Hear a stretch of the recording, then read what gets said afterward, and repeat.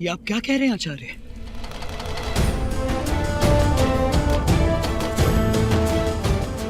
मैं कहने के लिए क्षमा चाहूंगा आचार्य, किंतु यह असंभव है। आप चाहते हैं कि मैं सेल्यूकस की बेटी हेलेना से विवाह कर लूं, किंतु आप ही ने मुझे सिखाया है कि वो हमारे शत्रु हैं। तो फिर मैं शत्रु की बेटी से विवाह कैसे कर सकता हूं आचार्य? क्योंकि ये विवाह नहीं, एक समझौता है चंद्र। किंतु ये भी मुझे आप ही ने सिखाया आचार्य कि हमें विदेशों के साथ कोई समझौता नहीं करना चाहिए। मगध को जीतने के लिए जो मूल्य चुकाना पड़े हमें चुकाना होगा। मातृभूमि की रक्षा से बढ़कर और कोई कर्तव्य नहीं। आज जब हेलेना तुमसे मिलने आई थी तो उसकी बातें मैंने सुन ली। वो जिस तरह से अपने मस्तिष्क से सोच रही है, तुम्हें भी अपने मस्तिष्क से ही सोचना होगा। किंतु आप जानते हैं आचार्य कि मैं ऐसा नहीं कर सकता। अब भली भांति जानते हैं कि मेरे हृदय में प्रेम का कोई स्थान नहीं है। मैं तुम्हें प्रेम का पाठ नहीं पढ़ा रहा हूं चंद्र, मैं तुम्हें अपने विवाह का बलिदान देने के लिए कह रहा हूं। यदि मगध को जीतना चाहते हो तो पहले यवन सेना को अपने अधीन कर लो, और यवन सेना को अधीन करने के लिए विवाह से बढ़कर कोई बंधन नहीं।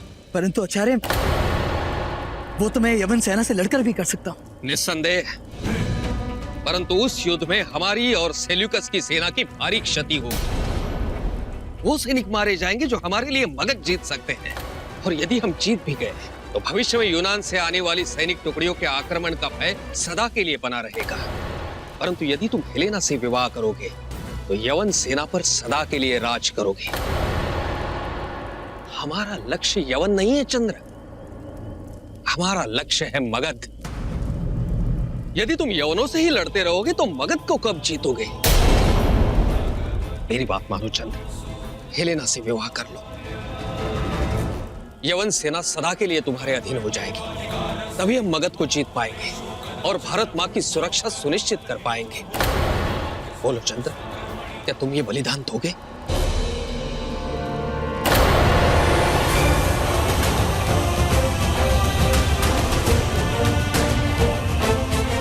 मैं मगध के लिए कुछ भी करने को तैयार हूं।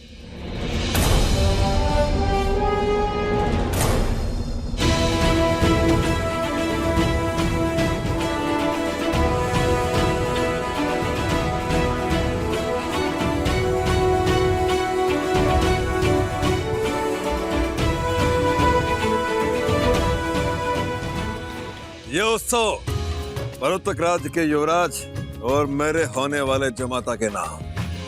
तुमने मगध को जिताकर मुझे गर्वित किया है युवराज। जिस प्रकार तुमने मेरे राज्य की रक्षा की है, वैसे ही सदा मेरी पुत्री की रक्षा करना। अवश्य महाराज, अवश्य करूंगा।